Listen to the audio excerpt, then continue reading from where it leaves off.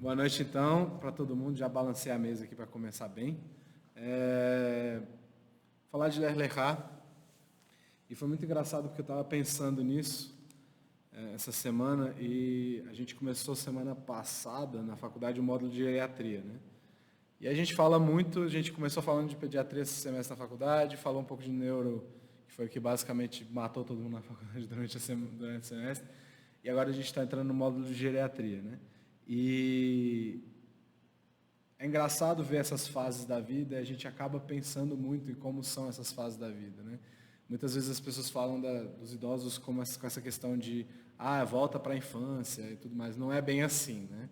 Ainda é um ser humano que teve toda uma história, todo um histórico, toda uma vida por trás ali, que quer continuar vivendo com dignidade, vivendo a vida dele normal, então não quer ser tratado como uma criança, né? E isso me fez pensar quanto a Paraxá, porque é uma Paraxá que é diferente no sentido de que a gente vê uma série de coisas, mas a gente não considera outras coisas que estão por trás. Lech Lechá é uma daquelas Parashot que vem para falar que o judeu vai passar por uma situação que é normal. Sai da tua zona de conforto. A primeira frase que Hashem fala para Abraham basicamente é essa: sai da casa do teu pai, sai da tua vida tranquila aí e vai buscar o que eu estou te pedindo para fazer. Vai viver tua vida do jeito que aconteceu, né? Então, se a gente for pensar nessa história e juntar com essa ideia de diferentes fases da vida, a gente pode pensar um pouco em Abraão nesse sentido, no caso Abraão e Sara, né? Quando a gente fala de Abraão especificamente, quantos anos ele tinha quando Hashem manda o Lech Lechá para ele? Alguém tem ideia, mais ou menos? Davi tem ideia? Não é tanto assim, não é tanto assim. Mas ele tinha 75 anos.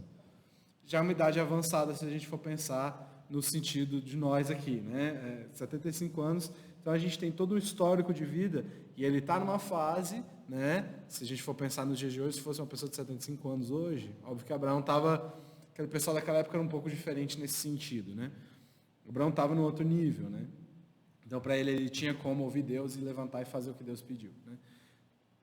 Vamos considerar essa ideia, a primeira parte, que ele teve todo um histórico antes disso, né? Ele passou por um monte de coisa. Então a gente vai ter basicamente algumas partes aqui, a gente vai dividir a vida de Abraão em algumas partes e vai tentar entender essas partes separadamente. A segunda ideia, que também está na Paraxá, essas quatro estão na Paraxá, é uma questão muito importante, tanto para o povo quanto para Abraão, tá? A questão aqui seria o quê? Seria justamente a entrada na terra de Israel. O que acontece quando ele entra na terra de Israel? Número 1 aí, aparece o seguinte: e Hashem apareceu para Abraão, não é Abraão ainda, e lhe disse: a tua descendência dará essa terra. E edificou ali um altar para Hashem que lhe aparecera. Então, Hashem aparece para Abraão de alguma forma, conta para ele que ali vai ter a descendência dele, a descendência dele vai permanecer ali. E ele faz uma coisa que é muito interessante: ele ergue um altar, não só em nome da promessa, mas também em nome de Hashem ter aparecido para ele ali, né? Principalmente por causa disso. Então, de alguma forma, ele se conecta à santidade aqui do chá da terra de Israel. Essa questão da santidade da terra de Israel é uma coisa que eu já discuti aqui algumas vezes, né? As pessoas acham que vão chegar em Israel, vai vir a luz dos céus, um anjo vai descer e vai falar assim: seja bem-vindo à Terra Santa. Não, não é assim, né? A santidade é uma coisa que às vezes é difícil de perceber mesmo, tá? Mas ela está ali, certo? Tanto que Abraão percebeu e ele estava acostumado com isso. Quando você está acostumado com essa questão de santidade, você consegue percebê-la melhor, certo? Beleza, a gente passou por duas fases, entre aspas, já, rapidamente, tá? Então vamos para a terceira aqui. A gente vê Abraão aos 99 anos, certo? Aos 99 anos, o que acontece? Hashem fala para ele: tá tudo bem até agora, você já veio para onde eu te pedi, agora eu preciso que você faça mais uma coisa para mim. Que é um pedido talvez um pouco mais complicado, né? Amola uma faca aí e faz a Brit Milá em você no teu menino, no caso era Ismael, né? E vai fazer em todos os seus servos e tudo mais. Beleza. Aí, olha só o que acontece. Número 2. Avram prostrou-se de rosto em terra e Deus lhe falou dizendo: eis de minha parte a aliança que faço contigo. Serás pai de uma multidão de nações e não se chamarás mais teu nome Avram, e sim Abraham será teu nome, porque pai de multidão de nação te fiz. E te farei frutificar enormemente, e te farei nações, e de ti sairão reis. Estabelecerei minha aliança entre mim e ti, e entre toda a descendência depois de ti, nas gerações no caso, numa aliança eterna, para ser teu Deus e da tua descendência depois de ti. E darei a ti a tua descendência depois de ti a terra das suas peregrinações, no caso a terra de Israel, de toda a terra de Canaã, para possessão perpétua, e serei para eles o seu Deus. Certo? Isso é uma coisa muito interessante, essa frase final aí. Eu não sei quem foi que teve a oportunidade de ler o Kuzari já. O Kuzari é um livro do Rabbi Yehuda Halevi, que é um livro muito interessante, que ele explica uma série de questões de filosofia judaicas, mas por meio de um debate, basicamente, entre ele e o Kuzari, que seria o rei dessa nação aí, né? Que é um homem muito inteligente, que uma vez tem um sonho. Ele era um cara muito devoto a Deus, ele tem um sonho, e Deus basicamente fala para ele que o coração dele está no lugar certo, mas as ações estão no lugar errado. Tá? E o que acontece ali é o seguinte: ele tenta entender esse sonho, ele busca as outras respostas, senão aquela religião que ele vivia, para justificar o que ele estava fazendo, para tentar entender o que ele estava fazendo de errado. Então ele vai falar com os filósofos falam: não, isso aí que você está fazendo é viagem. Deus é impessoal, ele não lida com a gente, ele criou o mundo e largou. Né? Aí ele não gosta da resposta dos filósofos, ele debate, os caras não conseguem rebater o que ele pergunta.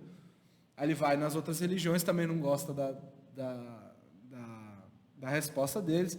E aí até que ele decide se render e ir aos judeus, que no país dele eram muito pobres, era uma população miserável, no caso, do local. E aí ele inclusive fala: vou ter que me render, vou ter que ir lá nos judeus que são largados por Deus para saber o que é que eles acreditam. E aí ele vai falar com o rabino basicamente, ele pergunta: no que vocês acreditam? E essa última frase é basicamente o que o rabino responde para ele. Aqui, essa última frase aqui: serei para eles o seu Deus, não o Deus deles, o Deus de Abraão. Tá? Ele fala assim: a gente acredita no Deus de Abraão, de Isaac e de Jacó. Tá? Aí o Kuzari, o rei, fica maluco. Mas não, peraí, você não vai me dizer que você acredita no Criador do universo, do céu e da terra? Ele fala: peraí, para a gente acreditar nisso primeiro, a gente tem que ter um motivo para acreditar nisso. O motivo para a gente acreditar nisso é que isso foi passado de geração em geração. A gente sabe primeiro quem é o Deus que se apresentou a Abraão, depois o Deus que se apresentou a Isaac e Jacó. É o mesmo Deus, mas ele se apresentou a essas pessoas passaram uma tradição para frente. A partir dessa tradição a gente sabe que ele é criador do universo. Tá? Então, é uma resposta brilhante, né, do Rabbi Yehuda Halevi, e bem diferente do que a gente espera. Né? Porque a primeira coisa que a gente costuma falar: não, Deus do criador do céu, do universo, da terra e tudo mais. Né? Mas é uma resposta que é brilhante. Então, ela vem mais ou menos desse passuque aí. Tá? E aí o que acontece é o seguinte: parece que Hashem aqui vai entregar a terra de novo para Abraão. Ele já tinha falado antes, né? Darei essa terra à tua descendência, lá no 12:7, né? no Bereshit 12:7. Né? No capítulo 17 ele vai falar: estabelecerei minha herança para mim e ti, não sei o quê. E aí ele diz: e darei a ti, a tua descendência depois de ti, a terra das suas peregrinações. Mas ele já falou isso, por que ele está repetindo isso? Certo? Então, de novo, a gente vai ver uma espécie de divisão da vida de Abraão nesses 4 estágios. Tá? A gente não está falando necessariamente de juventude, adolescência, adulto e velhice. Não, os estágios da vida de Abraão aqui são espirituais, no caso. Tá? Todo mundo vai passar por estágios, mas não necessariamente 4. Mas o que eu vou sugerir aqui é que esses 4 vão acabar acontecendo com a gente também, se a gente seguir essa linha. Né? Tá, beleza. Então, é por isso que essa é a minha justificativa para essa discussão de hoje, efetivamente. Né? Mas só que como é que a gente entende esse processo? Como é que a gente pode entender, né, e aprender? O que a gente pode aprender efetivamente com essa ideia desses 4 estágios? Né? E qual é o motivo para Hashem ter dado a terra 2 vezes para Abraão? Né? No judaísmo a gente tem 2 conceitos que são muito interessantes, são conceitos que a gente fala pouco, mas são importantes da gente saber, que é Moham Shel Imá e Moham Shel Abba. Tá? Então, Moham Shel Abba seria, se a gente for pensar literalmente, seria mente ou consciência, primeiro Imá da mãe e mente ou consciência do pai. Tá? Aí, o que isso quer dizer? Se a gente for pensar, isso está aqui naquele entremeio que a gente chama de Sod, né, que é o último nível do Pardes, o último nível da exegese judaica. Isso aí está enfiado nisso. Né? Então a gente vê, por exemplo, a explicação parecida com uma... Tem uns quês aí, tanto da matemática judaica, da Gemátria, e coisas da Guemará também. Tá? Então a gente tem alguns outros conceitos que se aplicam aqui também, que tem a ver, na verdade, que é o Or Makif e o Or Penimi, que seriam a luz circundante e a luz interna. Tá? São dois conceitos que... Esses dois conceitos que eu acabei de falar estão ligados com essa consciência mente pai e mãe. Tá? O Rav Nachman ele vai explicar isso de uma forma mais clara do que eu acabei de fazer. Então eu vou passar mais ou menos o que ele fala. Ele fala assim, que aquilo que a gente é capaz de entender, certo? Que você consegue captar com o seu intelecto, isso é a luz interna. Já é? Significa o quê? Que essa ideia ou esse pensamento entrou de fato na sua mente e você entendeu. Aquilo é seu agora. Tá? Ninguém te tira. Meu pai tem essa frase que fala, é importante estudar porque, não pelo que você vai fazer com isso, mas é porque é uma coisa que ninguém vai te tirar. Certo? Óbvio que é importante você fazer alguma coisa que eu estudo, né? Mas o mais importante é que primeiro aquilo te pertence. E quando alguma coisa te pertence, você costuma tratar bem dessa coisa. Né? Então, essa seria a luz interna. Mas aquilo que a gente não é capaz de entender no momento, certo? E às vezes esse momento pode ser para sempre, a sua vida inteira, mas aquilo que você, por qualquer motivo, não consegue captar, porque agora você não é capaz, ou porque você não estudou o suficiente, ou porque só quando você tiver uma certa idade, sempre tem aquela conversa, né? Quando você for mais velho, eu vou te explicar. Pai faz muito isso, né? Só quando a gente fica mais velho que a gente começa a entender mesmo por que o pai fala essas coisas, né? Então, isso é aquela luz circundante. A informação, ela existe e você entende que ela existe. Mas você não entende ela. Você não é capaz de internalizar o conceito. Tá? E aí, esses são os momentos nos quais, independentemente do assunto de que a gente está falando, a gente está falando especificamente de uma coisa mais elevada do que você, seja a sua capacidade intelectual. Porque assim, às vezes muda rapidamente. Às vezes você não entendeu, mas daqui a 15 minutos você entendeu. Então você se elevou de alguma forma a partir do momento que aquilo fez parte de você, certo? Começou a fazer parte de você. Então, de novo, é uma coisa que é possível de ser trabalhada, tá? E só assim a gente consegue buscar uma coisa maior. Por isso que eu fico enchendo o saco de todo mundo aqui, vamos estudar a Torá, porque para entender lá o nível mais alto, Soda, Cabala, a gente fala essas coisas, você precisa estudar a Torá, todos os outros níveis antes, porque aquela coisa não tem como entrar em você. É como se você é um recipiente muito pequeno para receber aquilo, tá? Então, pode gerar, é um ciclo de confusão, entendimento, confusão, entendimento, confusão. É assim que a gente aprende. Né? Quem já entrou numa sala de matemática avançada sabe que o negócio pode olhar aquele quadro lá horroroso e falar assim, não entendi nada. Mas aí você faz Eu tive em cálculo 3, eu já tinha feito 2 cálculos e outras matérias da matemática. Meu professor fez questão de encher o quadro antes da gente chegar de...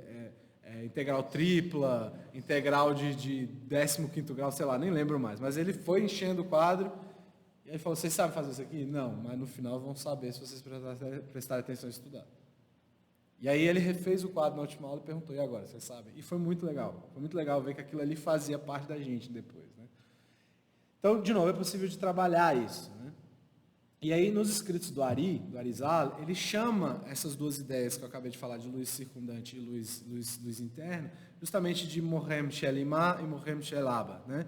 Que são, justamente que vem dessa observação dos nossos relacionamentos com pai e mãe.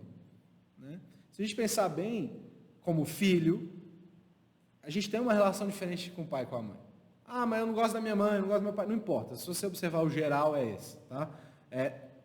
No geral, a primeira palavra que a criança fala é mamá ou semelhante. É para chamar a mãe, certo? Por quê? Porque essa é a primeira coisa que a criança entende. Que aquela criatura é responsável por ele de alguma forma. Essa é a primeira coisa que ela consegue entender nesse mundo. O pai, mesmo que seja muito presente, ainda é mais distante que a mãe. Pelo menos inicialmente. Pode ser que isso mude. Mas a interação, o pai é mais misterioso, mas a mãe está sempre lá, certo? E quando a gente fala do serviço divino, da Avodah Hashem, e pensa nisso ao mesmo tempo, de novo, aquilo que a gente é capaz de entender, a luz interna, a gente puxa para a mãe. Porque a mãe se entende mais o que é, pelo menos nesse ponto inicial. E aquilo que acaba confundindo a gente é o pai. Porque Porque ele aparece de vez em quando, ele some, aí ele aparece de vez em quando, ele some. Então, a consciência de pai, a luz circundante, seria essa ideia da consciência de pai. Tá? Joia, muito legal, os conceitos, bonitinho. E daí? e o que isso tem a ver com Abraham e com a gente, né? Mais importante, né? Óbvio que a gente tem que aprender sobre os nossos personagens e tudo mais, mas e a gente? Vamos voltar lá para o primeiro passo de Abraham. Tá? 75 anos de idade, antes de Lech Lecha. O que acontece? O Arizal, ele fala o quê? No Sha'ar HaKavonot, ele diz o seguinte: muitas pessoas acabam tendo certas impressões erradas sobre os níveis mais altos de entendimento judaico. Tá? Elas acham que são um monte de feitiço, tal coisa, se você tomar remédio para aquilo, existe, sei lá, eu vou usar um termo horroroso, mas vocês não, né, fingem que não ouviram. Simpatia para isso, simpatia para aquilo. Tá? Mas não é esse o foco, tá? Não é para isso, efetivamente, é um entendimento. Né? Ele cita até a ideia de alguns nomes divinos, que se a gente conseguisse usar nas nossas orações de forma própria, seria capaz de trazer coisas boas para nós, entendeu? Ele não fala especificamente de um nome ou como usar e tudo mais, mas ele traz isso, tá? Para tentar ampliar aquela ideia de bitachon, de confiança que a gente tem em Deus. Né? E envolve um pouco também a confiança que a gente tem em nós mesmos. Tá? A ideia aqui é a gente pensar, ele traz um nome específico, que não importa o nome que é, mas que tem Gemátria 75, tá? E é um nome desses de que você meio que se confunde, que não entende, por isso que não importa falar o nome nesse momento. E essa é a ideia, se a gente fala de Gemátria, né? 75, e a idade de Avraham Avinu está associada a isso, no começo de Lech Lecha. Tá? O que ele quer dizer com isso tudo? Tá? Primeiro estágio da vida de Avraham, nesses primeiros 75 anos, é o quê? Ele, de alguma forma, foi capaz de entender algo.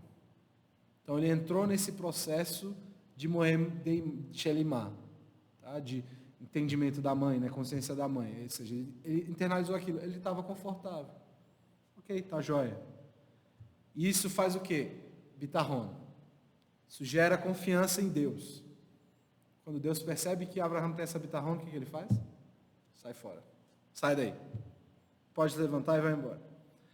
Você tem como aumentar esse nível de confiança, então você vai aumentar. Tá bom, mas não tá bom, sabe? Aquele tá bom, pero não mútil, né? Então, como ele acreditava em Hashem, que Hashem que manda, que tudo na vida vem e tem um propósito de ser melhor, tudo vem de Hashem, né? Esses tempos a gente puxa para outro lado agora. Quando você está confortável, você puxa para o outro lado. Emuná. Você começa a aprender as coisas. Né? A gente não tem mais, não está mais lidando com essa confiança, está lidando com a fé. Né? Que para o judeu é um pouquinho diferente. Né? Emuná é o or makif. Emuná é aquilo que está internalizado. Bitachon, ou seja, a segurança que você tem em Deus, é o or pnini, que é essa luz circundante. Você acredita que você vai entender aquilo em determinado momento. Cara, o tanto de vezes que eu já conversei com pessoas próximas, ou que eu já falei, cara, eu não sei por que isso está acontecendo. Ou a pessoa me falou, eu não sei por que isso está acontecendo. Mas passam alguns anos, ou meses, ou dias, e falam, cara, eu entendi agora por que aconteceu. Eu passei por esses dias. Meu pai veio falar para mim a mesma coisa. Meu pai falou assim, pô, não sei por que tal coisa está acontecendo. Aí ele falou, eu acho que eu estou entendendo agora. Tá? E aí a gente tem um salmo que fala muito sobre isso, um salmo que, bom, é meio brega falar que ele é o meu preferido, mas depois que a gente escutou Abraão fazendo, fica difícil de não ser, né? Salmo 23. Salmo de Davi, Hashem é meu pastor, por isso nada me pode faltar. Ele me fez repousar em campos verdejantes, conduz-me a águas tranquilas. Restaura a minha alma, guia-me por veredas da justiça por amor a seu nome. Ainda que eu siga pelo vale das sombras, nada temerei, pois tu estás comigo. Cara, não faz sentido nenhum você estar num lugar horroroso e falar que vai dar tudo certo. Isso não é natural, não é lógico. Tanto que, se você estiver andando na rua, pode ser uma rua que você conhece. De manhã, você anda de um jeito. De noite, de madrugada, sem ninguém na rua, você anda de um jeito completamente diferente. Né? O medo é natural. Teu cajado e teu bordão me darão apoio e conforto. Me preparas uma mesa de delícias na presença dos meus inimigos, que é outra coisa que parece não fazer sentido nenhum. Unges com óleo minha cabeça e meu cálice transborda. Certamente a bondade e a misericórdia me acompanharão por todos os dias da minha existência, e por todo sempre habitarei a casa de Hashem. Esse é o salmo que mostra duas coisas diferentes. Ele sabe e ele sente. É uma pessoa que Davi sente que Hashem está com ele. Saber é um pouquinho mais complicado nessas situações. Como a gente falou, de manhã, quando você está passando, você sabe. De noite, você espera. De noite, você confia. Tá? E essa confiança é ótima. Mas para Abraão, esse é o primeiro passo. O Midrash fala que a primeira vez que a Torá se refere a Abraão é numa passagem que parece não ter nada a ver. Bereshit 1:3. Vaiomer Hashem vai Hiror. E Deus disse, faça-se a luz. Ou haja luz. Né? E essa traz o primeiro tipo de luz do mundo, né? Que eu citei lá no nosso estudo de Bereshit. O primeiro estágio de Abraão é o estágio de clareza. Mas não por entendimento, e sim por entender que Hashem está por perto. Saber que Hashem está por perto. É até difícil, não só entender, na verdade. É sentir que Hashem está por perto. E aí Hashem busca, é Hashem que vai atrás de Abraão agora. Tá? E aí Hashem faz o quê? Vem para o próximo nível. Vai para Eretz Israel. Vai para a terra de Israel agora. E o que é que a terra de Israel significa? Se a gente seguir a lógica, confiança maior em Hashem. Né? Foi isso que eu falei. Né? Mas a gente tem um salmo que é interessante também, já que eu já trouxe um salmo, mas eu só botei um passuque aí no Salmo 37, diz o seguinte: confia em Hashem e faz o bem, assim habitarás na terra e te nutrirás com a fé, com a emuná, né, no caso. E aí? O que isso quer dizer? Vou puxar o Rav Tzadok aqui e ele vai dizer o seguinte. Rav Tzadok de Lublin diz que todos os livros do Tanar, todos os sefarim do Tanar, no primeiro passuque a gente tem uma espécie de direcionamento para onde vai o livro. Você fala assim, primeiro você entende um pouco mais abrangentemente, os 2, 3 primeiros, tá? Mas qual é o livro do Tanar que você fala assim, pô, esse aqui é o livro que fala de Israel? Já vai pensar nisso? É uma coisa interessante. O livro que fala de Israel é Yehoshua, é Josué. É o livro que é sobre a terra de Israel, entrada, conquista e divisão da terra. De fato, a gente ficou o tempo inteiro até então chegando perto, se afastando, chegando perto, se afastando, chegando perto, se afastando. Yehoshua é o primeiro. Quais são os 2 primeiros passuquinhos do livro? É muito interessante isso. Depois da morte de Moshe, o servo de Hashem disse a Yehoshua, Binun, servo de Moshe, dizendo, Moshe, meu servo, está morto. Agora levanta-te e atravessa o Yarden, tu e todo esse povo, para a terra que eu lhes dou aos filhos de Israel. Ok? E aí, o Rav Tzadok Pushi diz assim, sempre que um autor, no caso, sempre que o Sefer começa no Tanar, ele escreve essa ideia para resumir, essas 2 primeiras frases para resumir o livro todo. E o Yehoshua está dizendo que Eretz Israel é um local dividido e a gente não sabe o que vai acontecer. Você vai conquistar, você sabe que está dividido, mas você não sabe. Os povos, tem povos lá. O que vai acontecer? É um local, naquele conhecimento, estou tranquilo. Sei onde estão as vacas, sei onde estão os bodes, sei onde estão os que, sei qual é o quarto do meu pai, sei qual é o meu quarto, sei onde vai ficar Sara, eu sei tudo. Abraão sabe tudo. Mas aquele conhecimento e a familiaridade, sai fora, some. Então, e pior, olha a frase de novo, volta para lá. Meu servo Moshe está morto, não tem mais a liderança. Quem já tomou uma posição de liderança e depois fala assim, toma, sabe que é meio desesperador. Fala assim, meu Deus, e agora o que eu faço? Você não sabe nem como começar. Né? Eu fico imaginando algumas situações aqui, aqui dentro da sinagoga, que tento me colocar no lugar. Pô, se botasse fulano, me botasse para fazer o que a pessoa faz, a Tamara, por exemplo. Eu ia sentar num canto e chorar, porque eu não faço ideia, eu não sei lidar com essas pessoas, não sei lidar com essa questão da presidência, né, a questão política, não sei lidar com isso. Tá? Então, essa é a questão. Sem Moshe Rabbeinu, o que a gente tem? Um local que dava uma situação que trazia explicações de emuná, de entendimento para o povo, porque Moshe estava ali. Moshe, como é que eu faço para cacheirizar fígado? Faz assim. E agora? Não sei. E aquelas mitzvot que a gente estudou, que a gente nunca fez? Porque não tem templo, não tinha terra. E agora? Como é que a gente vai fazer? Tá? Moshe resolvia todos os problemas, agora não tem mais. Abraão sabia exatamente onde cada galinha ficava.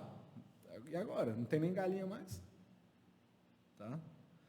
O começo da história de Israel é encarar que Moshe não está mais aqui. Para Abraão e agora? Eu não tenho nada aqui, eu trouxe minhas coisas, mas o primeiro nível de Abraão é, de novo, essa clareza. Ele não precisava de Bitahon, ele estava tranquilo. Ele já tinha buscado a Bitahon antes e ele tinha emuná. Agora, Hashem fala, vamos lá. Quando ele se conecta com a santidade de Israel, a gente vê que a clareza foi embora. Tá? Mudou até o nome dele. Falou, aquela pessoa que você era, você não é mais, cara. Tá? Quando ele chega lá, a gente vê o quê? Eu acho que eu sei de uma coisa, e isso acontece, acho que com todo judeu que vai para Israel. Você acha que você sabe o que você vai ver lá. Quando você chega lá, não é bem daquele jeito. Certo? E aí a gente entra no segundo nível. Entrar em contato com a luz que está em volta. Que a gente falou que é um pouco mais elevado. Eu falei aqui do meu professor de matemática. Né? Então você termina um curso daquele um pouco mais sofisticado naquele aspecto. Certo? Se você pensar naquele aluno brilhante, isso acho que acontece com todo mundo de algum jeito diferente. Pô, você é muito bom numa coisa, só que você chega, aí você vai para o próximo nível, aí você vê que... Calma. Né?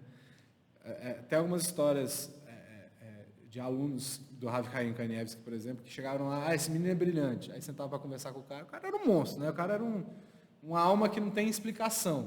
Você vai conversar com um cara desse, você vê que você não sabe nada. Você pode ser o gênio da tua cidade, o menino prodígio da tua cidade, mas você vai chegar num cara do nível do Rav Chaim Kanievski, do Ovadia Yosef, que já se foram, infelizmente. Quem é você, de fato?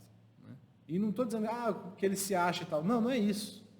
É porque tem toda uma história e um esforço ali atrás. Né? A criança, muitas vezes, principalmente quando a gente é adolescente, eu dei esse exemplo semana passada, eu acho, a gente acha que a gente entende as coisas, mas quando a gente chega no nível um pouco mais alto, você vê que você não entende nada. Eu conheço o funcionamento do corpo humano, entrei para a medicina, estudei biologia pra caramba. Eu conheço o funcionamento do corpo humano. Entrei e percebi que não que os médicos saibam mais que os biólogos, mas é porque eu não estudei o suficiente. Eu percebi que tem níveis mais altos que aquilo. Que eu sabia. Eu sei que o fígado faz isso, faz aquilo, aquilo outro. Tá, e se estragar tal coisa? Opa, não sei. Consigo até tentar imaginar uma ideia, mas está certo ou não. Então, com a entrada em Israel, a gente perde a fonte de clareza e informação que era Moshe. Tá? E, para ser bem sincero, isso é meio assustador. Tá? E aí, se a gente pensar bem nessa história, isso pode até ser um jeito de explicar o pecado dos espias, o rei Tameraglim. Porque meio que todo mundo sabia que Moshe não ia entrar. Será que não é melhor a gente não entrar? Porque a gente vai perder a clareza. Quem vai ficar no lugar de Moshe? Yoshua é maravilhoso, mas não é Moshe. Yoshua não fala com Deus. Deus fala com ele quando ele quiser. É diferente. Tá? Ele é um profeta, ok, joia, mas a gente precisa do cara que é claro, que é evidente. Né? E aí, se você for ver na Guemará, ela faz a comparação da profecia de Moshe com a profecia de Yehoshua. É como se fosse a profecia de Moshe era como se não tivesse nada entre ele e Hashem. A profecia, não de Yehoshua, né? Moshe e os outros profetas. A profecia dos outros era como se fosse um vidro meio embaçado.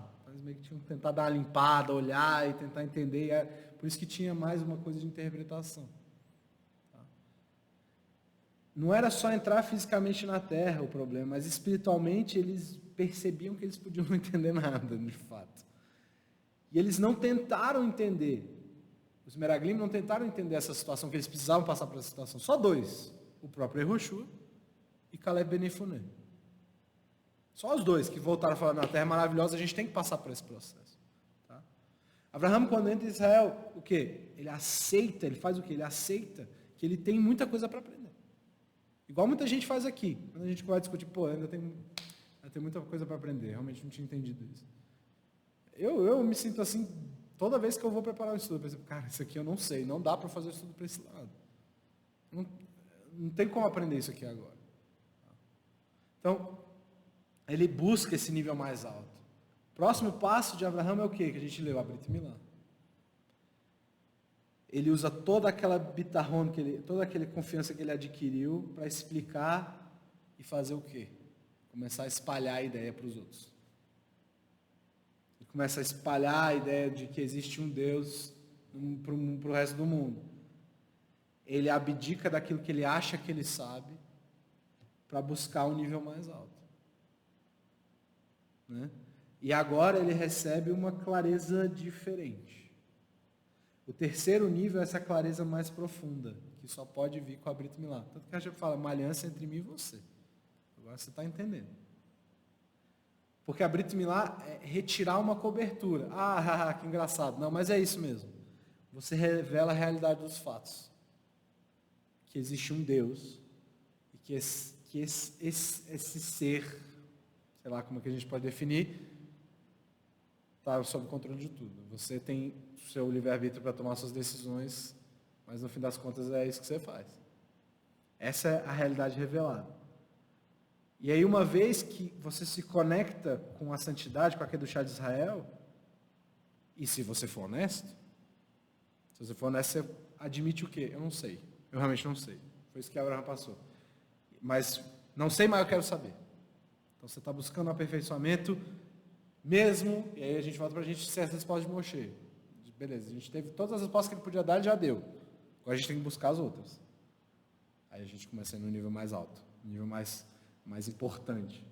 E o estágio final, qual que é? Abraão volta para Israel. Ele fica lá. Tem um filho, Isaac mora lá a vida inteira. Só que aí tem um cara que sai. Yaakov sai. Então a gente tem que voltar para Israel. A gente volta ao ponto de não saber. De novo. E parece ser um pouco triste. Mas eu já não aprendi 2 vezes, tem que aprender mais 1. O problema é que esse ciclo de 4, efetivamente, ele é infinito. Ele vai se moldando. Tá? E aí vem a parte complicada. Lá na Parashá Vayeshev, qual que é a seguinte passagem? Vamos para a seguinte passagem no número 6. Bereshit 37. Yaakov habitou na terra das peregrinações de seu pai, na terra de Canaã. Tá. Yaakov Avinu está vivendo na terra. E uma das interpretações mais famosas para os sábios, dos sábios aqui para Hazal aqui é o seguinte. Ele diz que Yaakov só queria uma coisa na vida dele. Sentar em paz e continuar estudando o que ele estava estudando. É só isso que ele queria. O problema é que Hashem diz que os sadikim, os nossos justos, nunca vão ter paz nesse mundo. O único lugar de paz dos sadikim é no Olam Habá, é no mundo vindouro. E aí começa a história de Yosef. Logo depois dessa frase aqui. Yaakov falou, estou tranquilo, está tudo certo, estou na terra de Israel, fazendo o que eu quero, e eu só quero ficar em paz. Ele perde o filho mais brilhante dele, provavelmente em seguida, acha que o filho morreu e ele entra num estado tão profundo de depressão que ele perde até a habilidade de profecia dele. Provavelmente afetou o estudo dele e algo, coisas parecidas. O Rav Mordechai Yosef Leiner, ele escreve o seguinte sobre essa parte. Yaakov só queria ficar em paz, e isso significa que ele queria se manter na clareza, na emuná. No terceiro nível desses 4 que a gente está citando. Ele tinha clareza no começo, que ele era um homem de tendas, né? Essa é a primeira descrição que é feita por Yaakov. Yaakov era um homem de tendas. Esaú era um caçador e não sei o quê. Então ele já tinha uma clareza. Certo? Então ele era um homem de tendas. E aí acontece toda a história com Esaú. E aí ele tem que fugir. O que acontece quando ele foge?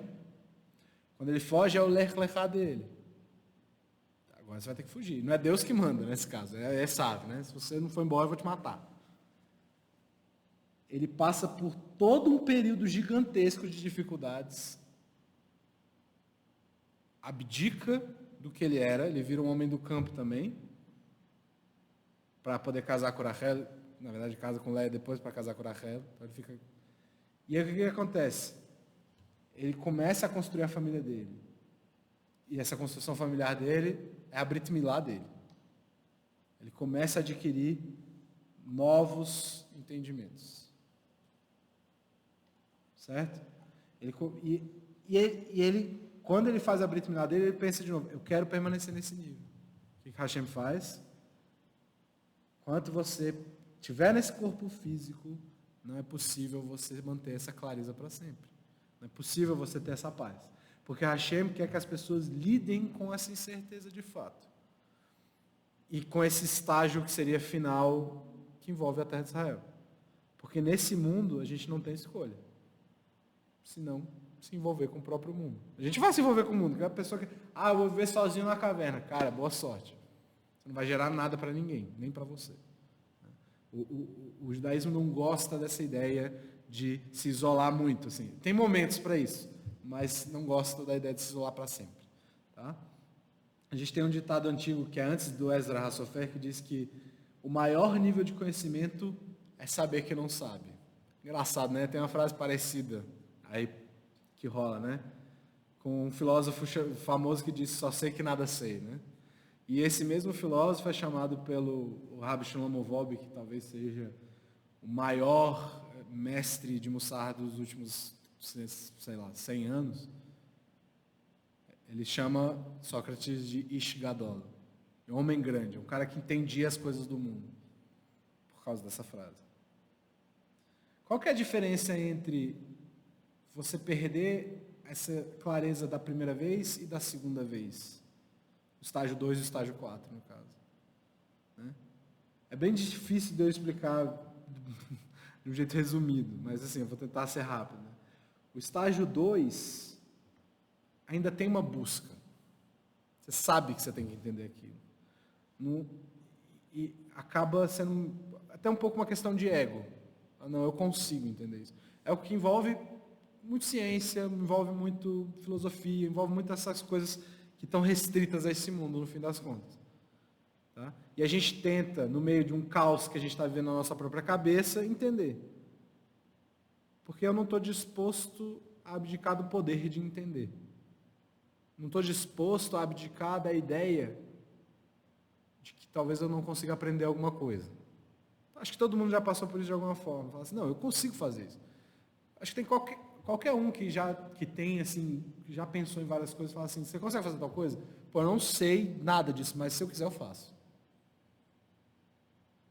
Pode demorar, mas eu faço. Eu não sei se eu dei exemplo aqui, durante a pandemia, esse amigo meu que estava estudando na UNB, a UNB fechou praticamente completamente, ele trancou o curso e falou assim, cara, eu queria aprender a desenhar. Eu desenho igual uma criança de 2 anos de idade. Hoje ele desenha super bem e acabou de formar também, colocou para o Vitor, porque ele é o mais novo dentista de Brasília. De qualquer forma, a gente não está disposto a abdicar disso. O estágio 2, ele lida com aquelas questões que são profundas da nossa vida mesmo, mas que a gente entende, que a gente consegue buscar aquilo, fazer com que aquilo seja parte de nós. O quarto é mais complicado. O último estágio que a gente está citando aqui é ficar em paz com uma situação e buscar alegria nessa situação. É uma situação na qual você não tem que controlar mais nada. Você entende que você não tem que controlar mais nada. Que tudo tem um sentido mesmo. É viver a ideia de que Hashem controla tudo de fato. Porque a gente fala. É fácil falar. Hashem comanda o mundo e tal. Mas você vive isso na tua realidade de fato. Eu duvido que tenha alguém aqui que nunca tenha falado assim, que nunca tenha feito uma coisa e pensado assim, pô, espero que ninguém esteja vendo. Mas tem alguém vendo. Pode ser qualquer coisa. Pode ser abrir a geladeira e comer o doce que você falou que não ia comer. Né? É uma coisa que fala muito para mim, por exemplo. Entendeu? Eu não sou grande fã de doce, mas eu tenho um vício com a parada, de vez em quando. Eu falo assim, não vou comer. Aí eu falei para alguém que não vou comer. Aí a geladeira vai lá, ninguém viu. Né? Então, o quarto estágio é reconhecer que algumas coisas podem não fazer sentido. Que algumas coisas você não vai saber explicar. E de alguma forma isso te traz uma alegria. De falar assim, cara, eu não preciso saber tudo. O quarto estágio não é você fazer a luz que está do lado de fora entrar.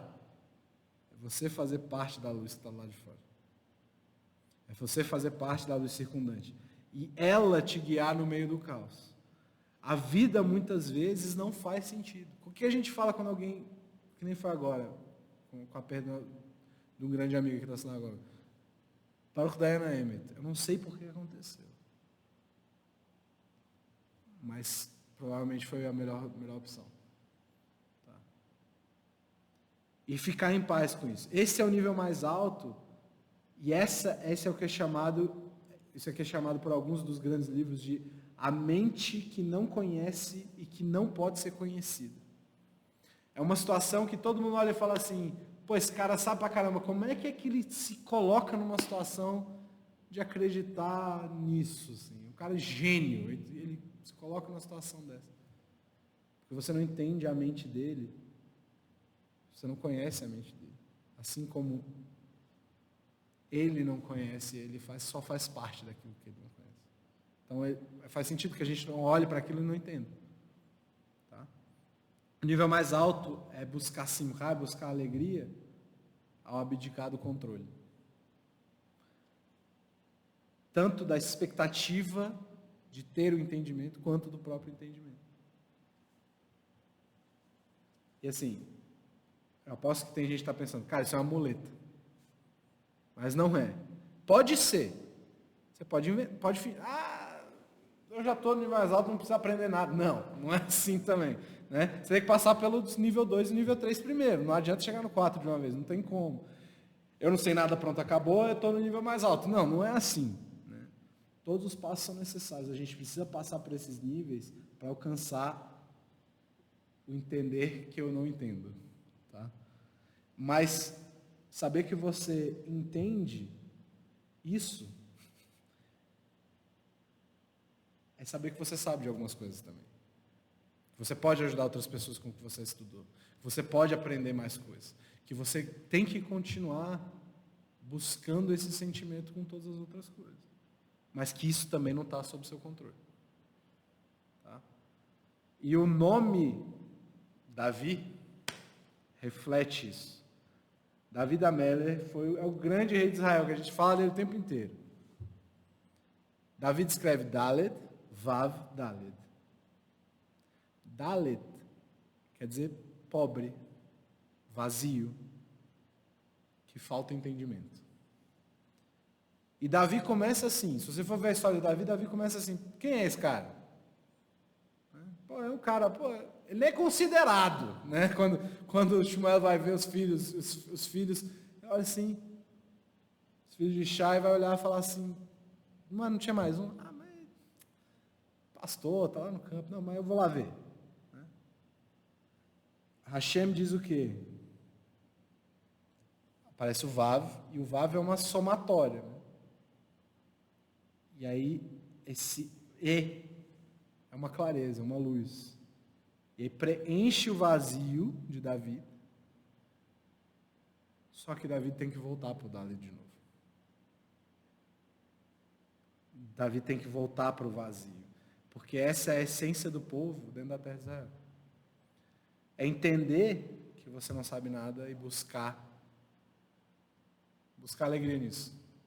E assim, não é que a gente não possa ter conhecimento, de novo. A gente tem que ter conhecimento. Mas a mente de Deus não tem como. Não tem como. Se a gente pode usar esse termo. Né? Não existe como a gente entender o intelecto divino. Não que ele não queira se aproximar de nós. Mas a gente também tem que se colocar ao nosso lado. É tipo assim, pessoal que estudou coisas que não são matemática. Tem uma galera do direito aqui, vou dar um exemplo. Vou ser sincero, para eu entender o que vocês sabem, eu provavelmente tenho que sair muito da minha zona de conforto.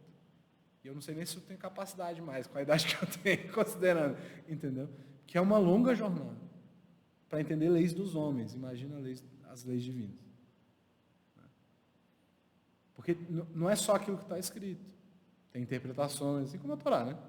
Tem interpretações, tem rulings, né? Tem julgamentos, tem tal coisa, tal juiz isso, aquilo, tal.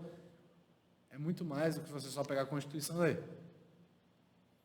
Que não é pouca coisa, diga-se de passagem. Ela é um livrinho pequeno lá, mas vai ler aquele trem lá, né? Então, assim, é muito complicado. Então, a gente vê essa situação, buscar alegria nisso, falar, porra, ainda bem que eu tenho, sei lá, o Davi aqui para me ajudar se eu precisar. Tem um monte de gente aqui que sabe das coisas, certo? Então, quando alguns livros falam da diferença, por exemplo, entre crianças e adultos, a gente fala de criança, por exemplo, a criança se alegra com facilidade.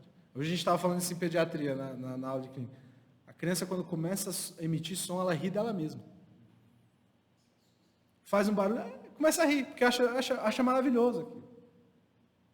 O adulto, por sua vez, se deprime com facilidade. Por quê? Porque o adulto, quando percebe que não está no controle de nada, se incomoda. Porque quer controlar tudo. A criança, quando consegue controlar alguma coisa, pô, uma alegria. Ela sabe que ela não tem controle de nada. É muito engraçado isso, se você pensar assim, cara, a criança não consegue manter a cabeça parada até uma certa idade. Até 3 meses, 2 meses de idade, eu já não lembro mais. Mas caindo, você tem que ficar segurando a cabecinha. Né? Crianças não têm expectativa de estar no controle. Na verdade, elas têm. Principalmente adolescente. Queria ser adulto logo. Tu não quer, meu querido. Você não sabe como é que é.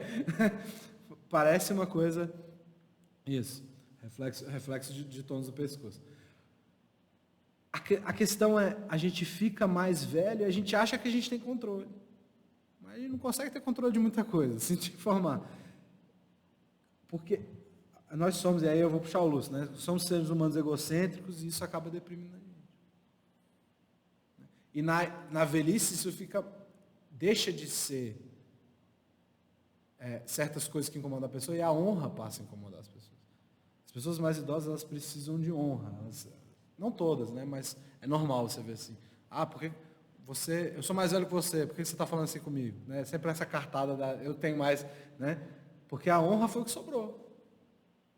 Não tem mais o vigor, não tem mais aquela coisa toda. Então, vai trocando a força pela honra. A gente quer estar no controle. A santidade de Israel é entender que às vezes a gente não entende. Essa que é a questão. Essa é a diferença entre os dois Mashiachs que a gente comenta. Né? O Mashiach ben Yosef, o Mashiach que vem primeiro, é o entendimento, é a clareza, é a luz interna, é o político. O Mashiach ben David é não ter mais clareza. E isso é ótimo, é ok, é bom. O próprio David Améler, segundo Hazal, vem ao mundo sem ter nada, sem nem merecer, não vou usar o termo mérito, mas quase não existiu.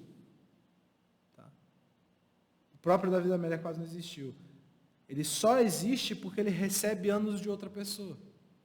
Tem uma história no Midrash que Hazal conta que é incrível, que era para Davi ter nascido no natimorto, basicamente anencéfalo, qualquer coisa parecida. Mas Adão viu a alma de Davi e pergunta: quem é esse aí? A gente fala assim: não se preocupe com ele, porque ele nem vai nascer. Aí Adão olha e fala assim: não, por que não? Não interessa. Adão fala: então eu vou dar 70 anos da minha vida para Davi, para essa alma, no caso, eu não sabia que era Davi, eu acho, não sei, para ele vir para esse mundo. E Adão viveu 930 anos no lugar de 1000, e Davi viveu 70 anos.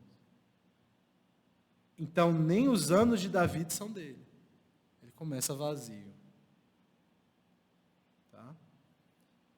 E ele aceita isso. Ele aceita que o mundo é muito complicado, mas ele se apoia nessas duas características, emuná e bitarron. Todas na sua hora própria. Tem momentos que Davi sabe, mas tem momentos que ele confia. A gente viu dois diferentes aqui. E no mundo hoje, está bem complicado, né? Então a gente precisa ter essa frase do grande filósofo permeando nossas cabeças, só sei que nada sei, para perceber que está bem difícil de entender certas coisas, né? E eu queria terminar com uma historinha que é contada pelo Tânia, ou é contada do Tânia, né? Que basicamente ele começa citando uma Mishnah no Tratado de Shabbat que vai dizer que vai discutir com quais objetos um animal pode carregar uma coisa para fora ou carregar para dentro, né? E aí ele puxa assim, um jeito de interpretar de uma forma mais elevada essa história é a seguinte: nossa reza diária é um momento no qual a gente cria um pequeno Shabat durante a semana. Naquele momento nada importa senão a sua relação com Deus. Da mesma forma, a Mishnah, portanto, estaria perguntando qual serviço divino que a gente pode elevar nosso corpo físico, ou o que ele chama de nossa alma animal. Tá? E ele fala, tem vários tipos de almas animais, assim como tem vários tipos de corpo físico. Tem camelos, tem cavalos, tem jumentos, etc. Todo nível de alma animal precisa de um serviço próprio. Ou seja, cada animal faz um trabalho. Assim como cada ser humano vai ter um serviço. Tá? Mas, no geral, o serviço que se aplica igualmente, ou seja, todo mundo tem que fazer algum tipo de serviço. Todo mundo tem que fazer o serviço. Isso se aplica igualmente a todos eles. E isso está explicado na Mishnah, quando ele fala que todos os animais usam coleiras de alguma forma, algo que prenda eles. E aí essa expressão na Mishnah é Baalei Sheir. Engraçado que Baalei seria o plural de Baal, não é o que vocês estão pensando. Baal seria aquele que faz alguma coisa, aquele que é mestre de alguma coisa. Ele é mestre, no caso, os animais seriam esses mestres da coleira, né? Mestres presos. Né? A palavra sheir pode ser lida como shir, que escreve do mesmo jeito. E shir é canção. Tá? Isso explica que os Baalei Shir significa os mestres da canção. Isso se refere tanto às almas quanto aos anjos, que têm uma experiência espiritual que se eleva a partir da música. Essa frase foi ridicularizada por algumas outras pessoas. Essa foi uma explicação e essa foi ridicularizada por algumas pessoas. Mas aqueles que acreditavam nela na cidade de Shkolov viram que estavam sendo atacados por causa desse credo. Até que o Baal HaTanya foi visitar a cidade e ele tinha uma reputação de um grande mestre. Os outros estudiosos de Torá foram fazer as perguntas para ele. Então, várias pessoas trouxeram as perguntas para ele. E, para surpresa de todo mundo, a resposta do Tânia foi: eu não vou responder isso agora, eu vou deixar, vocês todos se juntem em determinado local e eu vou dar a resposta de todas as perguntas de vocês de uma vez. E era um monte de gente. Tá bom. Ele vai dar a resposta de forma pública num tempo depois. E foi assim. A cidade inteira se juntou na maior sinagoga. E aí o Baal HaTanya subiu no púlpito e falou o seguinte, e ele fez o seguinte. Ele deu uma olhada na galera. Ele disse o seguinte: vocês querem que eu responda as perguntas de vocês? Muito bem. Eu vou fazer isso a partir do Nigun. Nigun é uma canção, né? É um ritmo, né?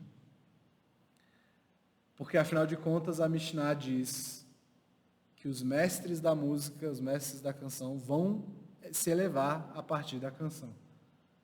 E ele começou a cantar a música dele com muita vontade. E não se escutava nada na sinagoga senão a canção dele. As pessoas que estavam passando do lado de fora ficavam encantadas com a música e entravam para ouvir, né? E aquilo ali foi criando um sentimento de espiritualidade muito profundo naquelas pessoas, e sem perceber todos aqueles problemas complicados, aquelas perguntas difíceis, foram dissolvidas individualmente para cada um. Né? E aí, essa parte agora é real, né? O Rav Yosef Kolbo, ele fala que era um que estava lá, ele escreve essa história para o Rav Avraham Shins, e ele conta essa história, né? E ele diz o seguinte, que eu tinha 4 perguntas que estavam acabando comigo por vários meses. Eu não conseguia responder e tudo mais. Eu pedi para os demais sábios, tanto de Vilna quanto de Slutz, para me responderem, e nenhum deles me deram uma resposta satisfatória. Essas 4 perguntas se responderam na minha cabeça durante essa experiência. Eu me senti como uma criança, mas foi essa experiência que me fez acreditar em outras coisas. Eu penso para mim mesmo que se esse homem consegue abrir minha mente para a Torá, como fez naquele púlpito, ele certamente pode abrir meu coração para a reza, durante a reza dele. Essa história é justamente para explicar que tem momentos que só vai ser... essas pessoas se entregaram. E não foi ele que respondeu, não foi o Balatani que respondeu aqui. Foi o movimento que ele criou que respondeu. Foi um movimento de, se abandona um pouco para a música e deixa a música te levar. Só que a música representa essa luz circundante que a gente está citando aqui. As pessoas deixaram se levar e aquilo ali, que era menor do que a própria música, fez sentido na cabeça desse indivíduo, né, do Rav Yosef. Eu queria terminar com esses 2 últimos, número 7 e número 8 aí, frases do Eliyahu Dessler sobre Emuná. É isso? Sobre Emuná. E a frase do Rav Eliyahu Devidas sobre Bitahon, tá? Que são as 2 características que a gente citou hoje, tá? Sobre a fé e sobre a segurança. A verdade é que não há diferença alguma entre o natural e o milagroso. Tudo que acontece é um milagre. O mundo não tem razão ou causa, senão a vontade de Deus. Rav Eliyahu Devidas sobre... isso aqui é imunar, isso é um entendimento, tá? Isso não é uma vontade, uma coisa que está passando pela cabeça. Rav Eliyahu Devidas diz o seguinte, número 8. A fonte mais poderosa para adquirir bitahon, segurança, confiança em Hashem, não é não temer o mal, mas sim acreditar que tudo acontece com alegria. Assim como um servo que sabe que seu mestre tem a mão aberta e um olho generoso. Obrigado, pessoal. Boa noite. A gente se vê semana que vem, se Deus permitir. Nossa, passei muito tempo. Boa noite.